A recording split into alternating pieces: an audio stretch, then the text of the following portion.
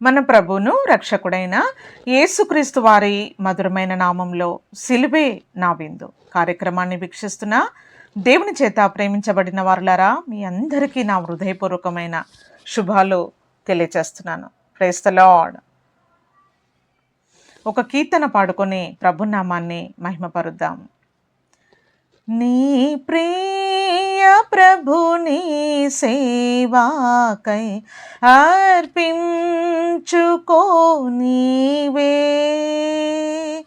పవిత్ర ప్రజలై నా మీరు సేవించుడాయననే.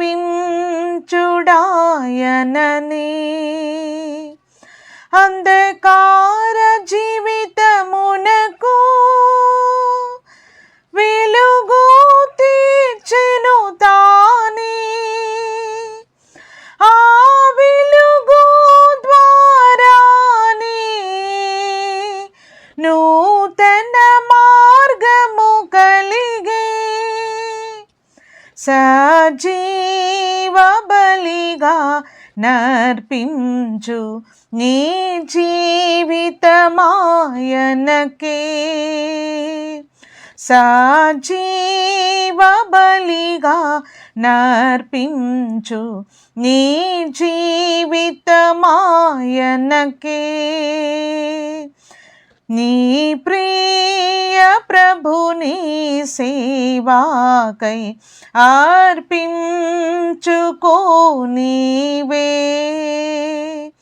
పవిత్ర ప్రజలైనా మీరు సేవించుడాయననే.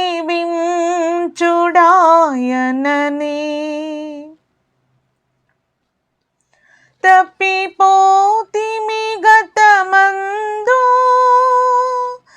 తప్పుదారిని నడచితిమి. తప్పిపోతిమి గతమందు, తప్పుదారిని నడచితిమి. తన ప్రేమహస్తమే నిన్ను కాపాడి తెచ్చెను. ఎంతైనా స్మరించు నీవు వింతైన తన ప్రేమన్, ఎంతైనా స్మరించు నీవు వింతైన తన ప్రేమన్. నీ ప్రియ ప్రభుని సేవాకై అర్పించుకోనివే,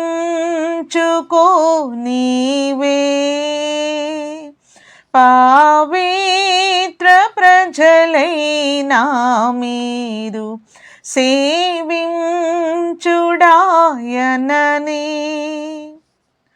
ఓ ప్రియుడా, తలచితివా నీ జన్మమి పాపమని. ఓ ప్రియుడా, తలచితివా నీ జన్మమి పాపమని. ప్రభువే తన రక్తముతో నీ పాపము క్షమించే, నీ ఉల్లము ఆయన ఆలయమే జ్ఞాపకముంచుకొనుము. నీ ఉల్లము ఆయన ఆలయమే జ్ఞాపకముంచుకొనుము. నీ ప్రియ ప్రభుని సేవాకై అర్పించుకోనివు,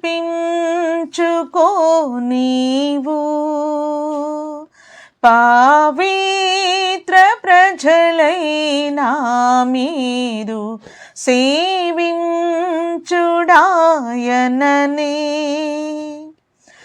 ఎవరతని సేవించెదరో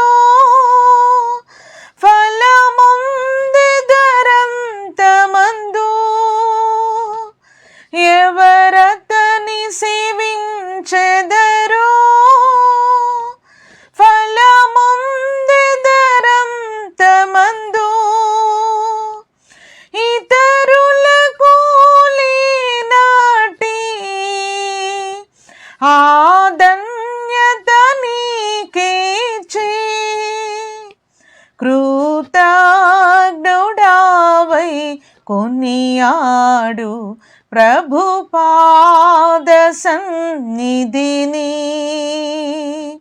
కృతజ్ఞుడావై కొనియాడు ప్రభు పాద సన్నిధిని. నీ ప్రియ ప్రభుని సేవాకై అర్పించుకో నీవే. పవిత్ర ప్రజలైనా మీరు సేవించుడాయనని.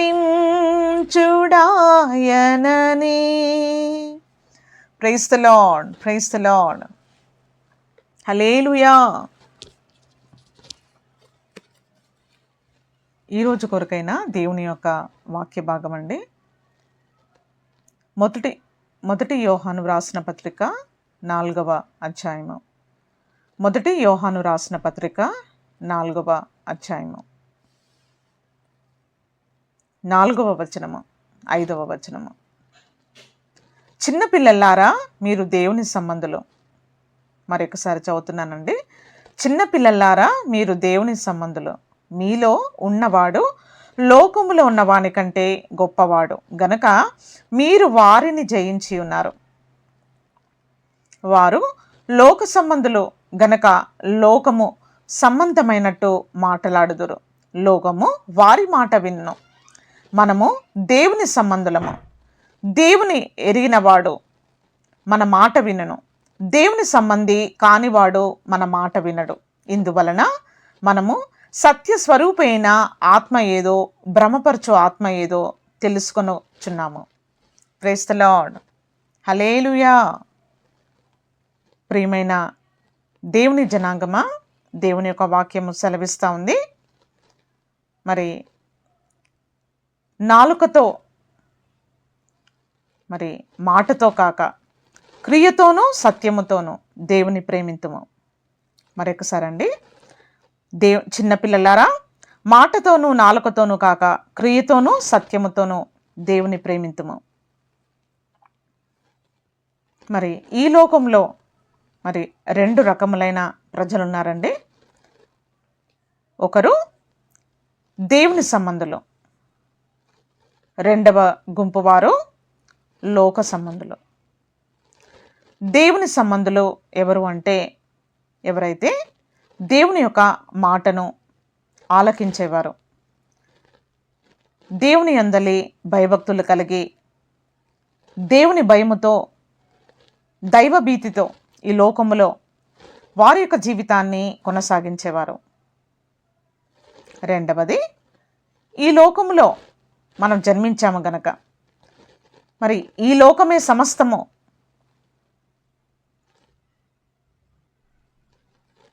ఈ లోకమునే ఆధారము చేసుకొని లోకములో ఉన్న మన యొక్క బలము, జ్ఞానము, అందము, చదువు, ఉద్యోగము,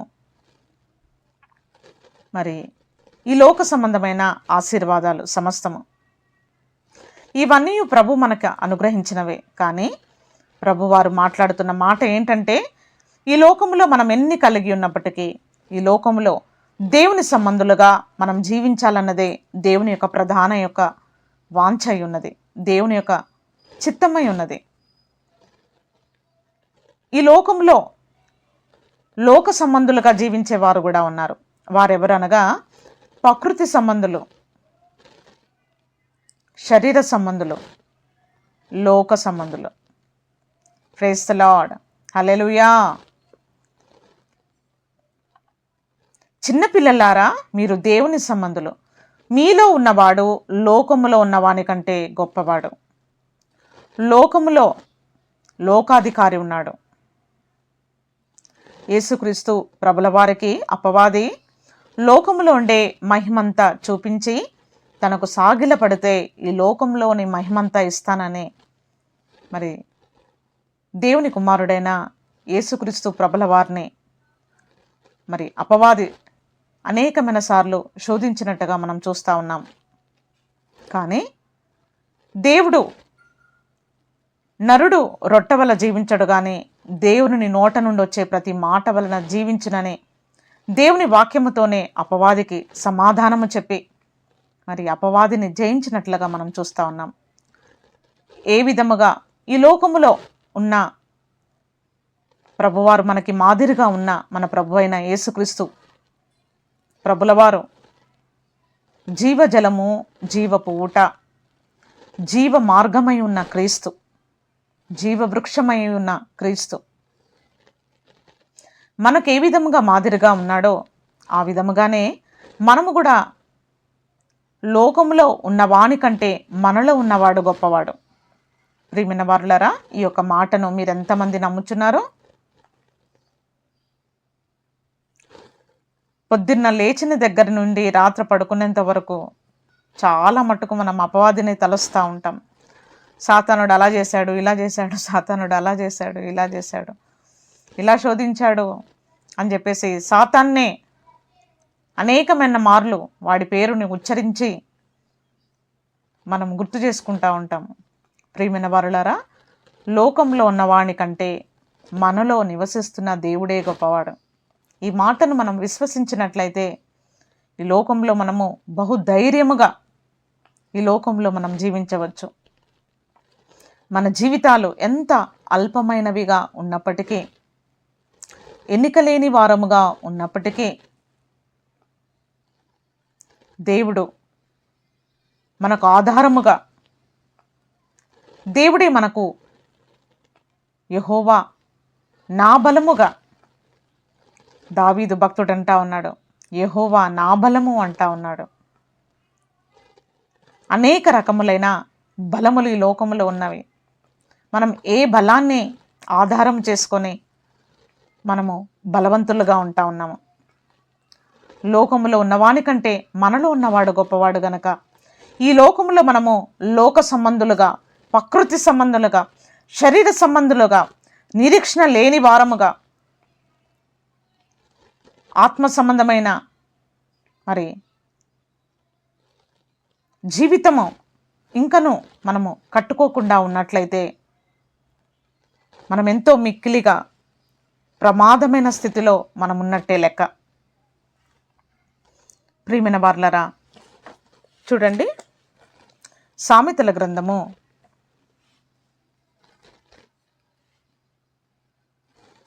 3వ అధ్యాయము, సామెతల గ్రంథము 3వ అధ్యాయము 21వ వచనము.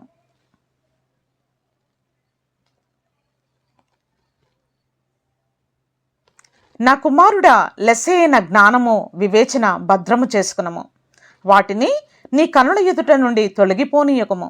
అవి నీకు జీవముగాను నీ మెడకు అలంకారముగా ఉండును. మరొకసారి చదువుతున్నానండి. నా కుమారుడా, లెస్సైన జ్ఞానమును వివేచనను భద్రము చేసుకునము. వాటిని నీ కనుల ఎదుట నుండి తొలగిపోనీయకము. అవి నీకు జీవముగాను నీ మెడకు అలంకారముగా ఉండును. ప్రియమైన వారులారా, దేవుని యొక్క మార్గము, దేవుని యొక్క జీవపు మాటలు మరి అవి మనకి మన మెడకు అలంకారము, మనకు జీవము, జీవవృక్షము, జీవజలము, జీవ గ్రంథములో మన పేర్లు పరిశుద్ధాత్మ దేవుడు ప్రభుని విశ్వసించి మన పాపములన్నీయు ప్రభు సన్నిధిలో మనం ఒప్పుకొని విరిగి నలిగిన హృదయముతో దేవునితో మనం సమాధాన పడినట్లయితే ఆయన నిశ్చయముగా మనయందు ప్రభువారు ఈ కృపా దినములలో ఉన్నాము గనక, కృప మనలను వెంటాడుతుంది గనక, లోకములో నుంచి దేవుడు మనలను ప్రత్యేకపరిచి దేవుని యొక్క సంఘములో మనలను చేర్చి దేవుని వాక్యముతో, ఉదక స్నానముతో దేవుడు మనలను పరిశుద్ధపరిచి, పవిత్రపరిచి, నిర్దోషులుగా తీర్చి దేవుని యొక్క రాజ్యములో మనలను నిలవబెట్టగలిగిన నమ్మదగిన దేవుడండి. ప్రియమైన వారులారా, మరి ఈ జ్ఞానము మనకి ఎలా వస్తుంది అంటే, యెహోవా యందలి భయము జ్ఞానముకు మూలమని దేవుని యొక్క వాక్యము సెలవిస్తూ ఉంది. చూడండి, 8వ అధ్యాయము, సామెతల గ్రంథము 8వ అధ్యాయము 35వ వచనము. ఈ జీవము మనం ఎలా కనుగొనగలుగుతామంటే, నన్ను కనుగొనువాడు జీవమును కనుగొనును, యెహోవా కటాక్షము వానికి కలుగును. మరొకసారి చదువుతున్నానండి. నన్ను కనుగొనువాడు జీవమును కనుగొనును. జీవము, నిత్య జీవము, జీవము, జీవజలము. Praise the Lord. హల్లెలూయా. ప్రియమైన వారులారా, నన్ను కనుగొనువాడు జీవమును కనుగొనును. జీవము, ఆయనలో జీవముండెను, ఆ జీవము మనుషులకు వెలుగై ఉండనని దేవుని యొక్క వాక్యం సెలవిస్తూ ఉంది. ప్రియమైన వారులారా, మనము వెలిగించబడ్డామా? దేవుని చేత వెలిగించబడ్డామా? ఆయన యొక్క జీవము మనకు వెలుగుగా మార్చబడతా ఉంది. దేవుని జీవాన్ని మనం పొందుకున్నట్లయితే దేవుని యొక్క కరుణ కటాక్షములను దేవుడు మనకి కిరీటముగా ఆయన ఉంచువాడగా ఉన్నాడు. చూడండి, 9వ సామెతల గ్రంథము 9వ అధ్యాయము 10వ వచనము. యెహోవా యందు భయభక్తులు కలిగియునుటయే జ్ఞానముకు మూలము, పరిశుద్ధ దేవుని గూర్చిన తెలివియే వివేచనకు ఆధారము. ప్రియమైన వారులారా, నా జనులు జ్ఞానము లేకుండా నశించిపోచున్నారని దేవుని యొక్క వాక్యం సెలవిస్తూ ఉంది. ఈ లోకములో మన యొక్క తెలివితేటలు, మన యొక్క బలము, ఆధిక్యత సమస్తము ఈ లోకం మట్టికే, ఈ లోకంలో మనం జీవించటానికి. కానీ ప్రభువారు మాట్లాడుతున్న మాట ఏంటి అంటే, దేవుని యొక్క జ్ఞానము కలిగి మనం ఈ లోకంలో జీవించినట్లయితే మన ఆత్మలను మనము రక్షించుకునే వారముగా ఉంటాము. ఈ జ్ఞానము మనకు ఎలా వస్తుంది అంటే, ఎవరైతే దేవుని యందలి భయభక్తులు కలిగి ఈ లోకంలో జీవిస్తారో, మాట్లాడే నోటి మాటను బట్టి, తలంచే ప్రతి తలంపును, ఆలోచించే ప్రతి విషయాన్ని, చేసే ప్రతి క్రియను మనము ఆచితూచి ఈ లోకంలో మనము అడుగులు వేసినట్లయితే, ప్రియమైన వారులారా, ఒక లెక్క మనకున్నది గనక, ఒక కట్టుబాటులో మనం ఉన్నాము గనక, దైవోక్తి లేని ఎడల జనులు కట్టు లేక తిరుగుదురని దేవుని యొక్క వాక్యం సెలవిస్తూ ఉంది. మనము కట్టు లేక తిరిగే జనము కాదు, కానీ దేవుని చేత పిలవబడ్డాము, దేవుని చేత ప్రత్యేకించబడ్డాము, దేవుని చేత మనం కట్టబడుచున్నాము. Praise the Lord. హల్లెలూయా.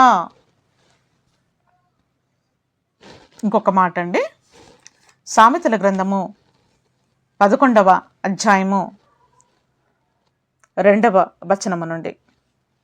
ఈ జ్ఞానం ఎవరి దగ్గర ఉంటుంది? ఇందాకే మనం చూసుకున్నాము, యెహోవా యందలి భయము జ్ఞానంకు మూలమని. ఈ జ్ఞానం ఎవరి దగ్గర ఉంటుందంటే దేవుని యొక్క వాక్యం సెలవిస్తూ ఉందండి. వినయము గలవారి యొద్ద జ్ఞానమున్నది, అహంకారము వెంబడి అవమానము వచ్చును. వినయము గలవారి యొద్ద జ్ఞానమున్నది, యథార్థవంతుల యథార్థత వారికి త్రోవ చూపించును. ఉగ్రత దినమందు ఆస్తి అక్కరకు రాదు, నీతి మరణము నుండి రక్షించును. ప్రియమైన వారులారా, వినయము గల వారి యొద్ద జ్ఞానమున్నది. ఈ వినయము మనకు ఎలా వస్తుంది? ఈ మంచితనము మనకు ఎలా వస్తుంది? నీతిమంతుడు ఒక్కడు కూడా లేడని దేవుని యొక్క వాక్యం సెలవిస్తూ ఉంది. ప్రియమైన వారులారా, దేవుని యందు మనం విశ్వసిస్తున్నాము గనక, ఆ యొక్క విశ్వాసాన్ని బట్టి దేవుడు తన కుమారులుగా దేవుడు మనలను స్వీకరిస్తున్నాడు గనక, దేవుడు మనలను నీతిమంతులుగా తీర్చిదిద్దుతున్నాడు గనక, నీతి వస్త్రములతో మనలను అలంకరిస్తున్నాడు గనక, దేవునిలో ఉండే గుణలక్షణములను, మరి దేవునిలో ఉండే అనేకమైన సుగుణములు దేవుడు మనకి ఒక్కొక్కటిగా దేవుని యొక్క ఆత్మ ద్వారా మనలో తీసుకొస్తా ఉన్నాడు. నీతి మరణము నుండి రక్షించును. నీతి మరణము నుండి రక్షించును. ప్రియమైన వారులారా, 2 మరణములు, మరొకసారి చెప్తున్నానండి, మరణము 2 రకములు. మొదటి మరణము భౌతికమైనది. మట్టికి మన్నైపోయేది. 2వ మరణము ఆత్మ సంబంధమైనది. ఆత్మకైతే చావు ఉండదు, కానీ దేవుని నుండి ఎడబాటు, శాశ్వతమైన ఎడబాటు. అసలు నిజంగా చెప్పాలి అంటే క్రైస్తవ జీవితము క్రైస్తవ జీవితానికి మరణము అంతము కాదు, ఆరంభము. మరొకసారి చెప్తున్నానండి, క్రైస్తవ జీవితానికి మరణము అంతము కాదు.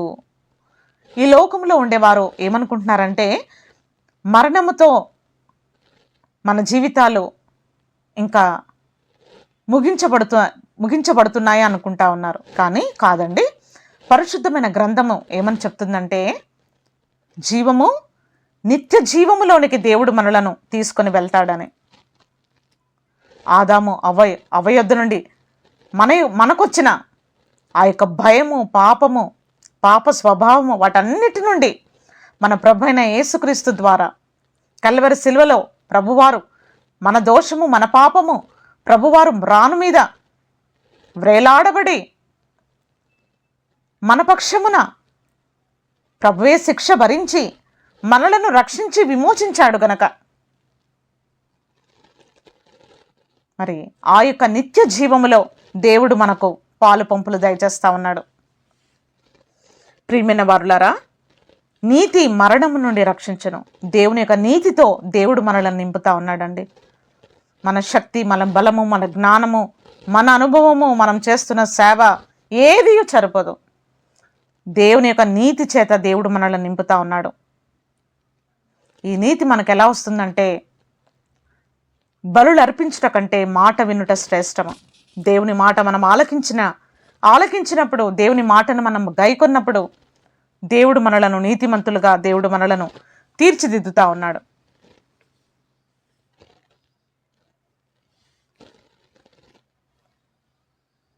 చూడండి 30వ వచనము, నీతిమంతులు ఇచ్చు ఫలము జీవవృక్షము, జ్ఞానము గలవారు ఇతరులను రక్షించెదరు.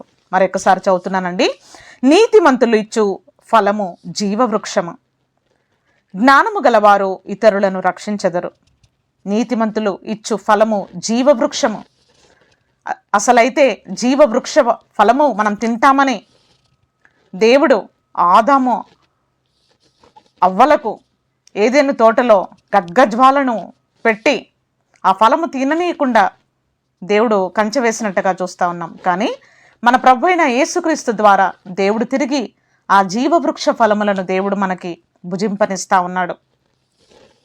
రెండవది ఏంటంటే జ్ఞానం గలవారు ఇతరులను రక్షించెదరు. ఎవరా ఇతరులు? రక్షించబడిన భర్త అయితే భార్యను రక్షించుకోవాలి, రక్షించబడిన భార్య అయితే భర్తను రక్షించుకోవాలి, రక్షించబడిన తల్లిదండ్రులైతే బిడ్డల్ని రక్షించుకోవాలి. ప్రియమైన వారులారా, ఈ బాధ్యత అయితే మనకున్నదండి. ఏ యొక్క వ్యాకులము మన హృదయంలో ఉండకూడదు. ఏ యొక్క దుఃఖము, ఏ యొక్క కంప్లైంట్, సనుగుడు, గునుగుడు, వేదన, దుఃఖము, మత్సరము, వివాదము, అల్లరి ఎక్కడ దేవుని బిడ్డల్లో మచ్చు కూడా ఉండకూడదండి. సమాధాన పరచు ఆత్మ, సమాధాన పడువారే దేవుని కుమారులుగా మార్చబడతారు. ప్రియమైన వారులారా, లోకములో ఉండే వారు అన్యులు కానివ్వండి, మరి మన కుటుంబీకులు కానీ, బంధువులు కానివ్వండి, వారెంత చెడ్డవారైనప్పటికీ వారి యొక్క చెడుతనం గురించి మనం మాట్లాడుకోవద్దు. ఎందుకంటే దేవుడు మనలో ఉన్నాడు కనుక దేవుని ఆత్మను మనము దుఃఖపరచుకోకుండా, ఏ విధమైన బిటర్నెస్ మనలో చేదైన వేరు మొలవకుండా, వారు ఎలా చెడిపోతున్నారు, లోకములో ఉండి, పాపములో ఉండి, భ్రష్టత్వంలో ఉండి వారు చెడిపోతున్నారు. కానీ వారి గురించి మనము చూస్తున్నప్పుడు, వారిని చూస్తున్నప్పుడు, వారి గురించి మాట్లాడుకుంటున్నప్పుడు అల్టిమేట్గా ఏమైపోతుందంటే వాళ్ళల్లో ఉండే చీకటి క్రియలను మనం చూస్తూ మాట్లాడుకుంటున్నాము గనక మనము కూడా లోక సంబంధమైన మనుషులుగా మార్చబడతామేమో అన్న భయము మనలో కలగాలి. ప్రియమైన వారులారా, కేవలము మనము వెలుగునే ఈ లోకంలో రిఫ్లెక్షన్ చేయాలి. కాబట్టి మన హృదయంలో ఎటువంటి వ్యాకులము, ఎటువంటి చింత, మీరు చింత లేని వారై ఉండాలని దేవుని యొక్క వాక్యం సెలవిస్తూ ఉంది. ప్రియమైన వారులారా, పొద్దున్న లేచిన దగ్గర నుంచి రాత్రి పడుకునేంత వరకు అనేకమైన భారాలు మనకున్నాయి.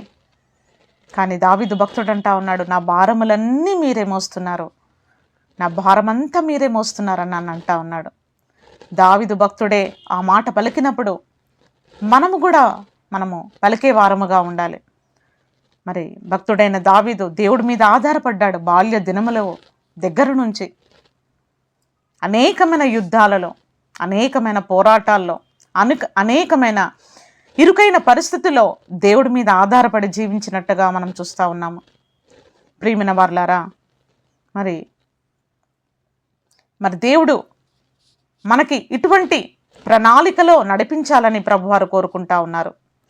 మనలను మనము పరిశుద్ధపరచుకోవటము ఎంతైనా అవసరమై ఉన్నది. ఈ చివరి దినాలలో ఒకటే ఒక గోల్, ఒకటే ఒక మనకి గురి ఏంటి అంటే మన శరీరము పరిశుద్ధంగా కాపాడుకోవాలి, మన ప్రాణము పరిశుద్ధముగా కాపాడుకోవాలి.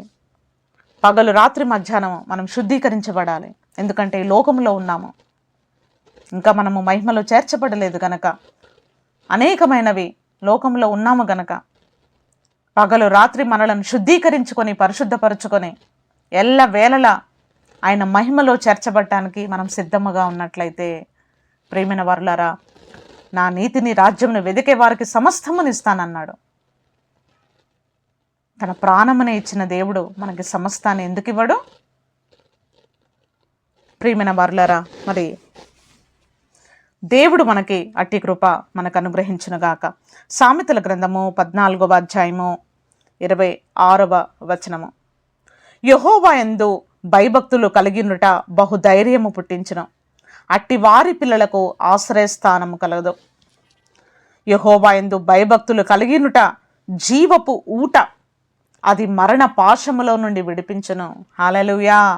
దేవుని సంకల్పం ఏంటి అంటే భయంకరమైన మరణము నుండి నిన్ను నన్ను విడిపించాలని, తప్పించాలని, రక్షించాలని, విమోచించాలని, అగాధము నుండి విడిపించాలని, క్రీస్తే మనకి వారధిగా ఉండి తండ్రికిని ఇటు మరి మానవుడికి మధ్యలో యేసుక్రీస్తు ప్రభుల వారు సమాధానకర్తగా, విజ్ఞాపనకర్తగా, అనేకమైన బలహీనతలు మనలో ఉన్నప్పటికీ, అనేకమైన కొరతలు ఉన్నప్పటికీ, దేవుడు ఉంచిన స్థితిలో మనము లేనప్పటికీ,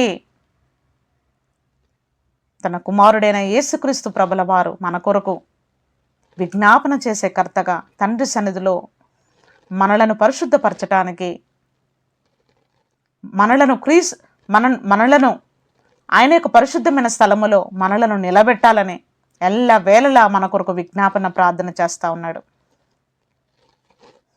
మరి ప్రియమైన వారులారా, మరి యెహోవా యందు భయభక్తులు కలిగినుట బహుధైర్యము పుట్టించును. దేవుని బిడ్డలు ఈ లోకములో ధైర్యము కలిగి ఉంటారు. ఎందుకంటే ఈ లోకములో మన జీవితము శాశ్వతము కాదు. కొద్ది కాలమే శ్రమ, కొద్ది కాలమే బాధ, కొద్ది కాలమే ఇరుకైన పరిస్థితులు. సంతోషమైన ఏదైనప్పటికీ, what ever it may be, it's related to our daily life, మన యొక్క అనుదినమైన జీవితంలో ఏది ఉన్నప్పటికీ సంతోషమైన సమస్తము, ఏది శాశ్వతము కాదు.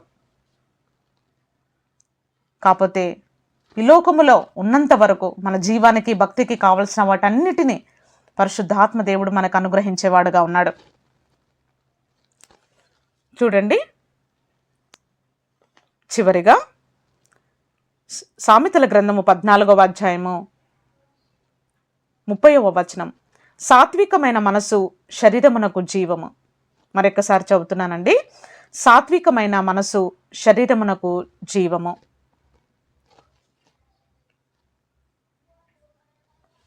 సాత్వికమైన మనసు శరీరమునకు జీవము. సామెతల గ్రంథము 15వ అధ్యాయం 3వ వచనము. యెహోవా కనులు ప్రతి స్థలము మీద ఉండును, చెడ్డవారిని మంచివారిని అవి చూచుచుండును. సాత్వికమైన నాలుక జీవవృక్షము. సాత్వికమైన మనసు జీవము, సాత్వికమైన నాలుక జీవవృక్షము. మత్సరము ఎముకలకు కుళ్ళు, ప్రియమైన వారలరా, కోపము, క్రోధము, పగ, అసూయ, ఈర్ష, వీటన్నిటి వల్ల మనం సంపాదిస్తుంది ఏంటి అంటే మత్సరం, ఎముకలకు కుళ్ళు. మనకంటే పైనున్న మన ప్రభువు ఉన్నాడు గనక, ఆయనే సమస్తాన్ని చూచుకునే దేవుడు గనక, మనం ఎవరి విషయంలో మనము జడ్జిమెంట్ పాస్ చేయకుండా, వేరే వాళ్ళని బట్టి మనము చెడిపోకుండా, కరప్ట్ అవ్వకుండా, మరి దేవుడు మనకు అనుగ్రహించే సాత్వికమైన మనసు కలిగి, సాత్వికమైన నాలుక జీవవృక్షము. ప్రియమైన వారులారా, ఇటువంటి ఆత్మ సంబంధమైన అనుభవాలన్నిటినీ మనం ఈ లోకంలో గడించుకొని, జ్ఞానము గలవాడు ఇతరులను రక్షించును, మనము మన కుటుంబాన్ని రక్షించినట్లుగా సంఘములో మనము దేవునికి సంబంధించిన మరి దేవుని బిడ్డలముగా మనం జీవించినట్లుగా, దేవునికి సాక్షులుగా అనేకులకు మనము ప్రకాశించబడినట్లుగా, తద్వారా దేవుని నామం మహిమపరచబడినట్లుగా పరిశుద్ధాత్మ దేవుడు అట్టి క్రియ మనలో పరిశుద్ధాత్మ దేవుడు జరిగించునుగాక. ఈ వాక్యములను మంచి నేల మీద పడిన విత్తనముగా నూరంతలమైన భూఫలాన్ని దయచేయునుగాక. దైవాశీస్సులు.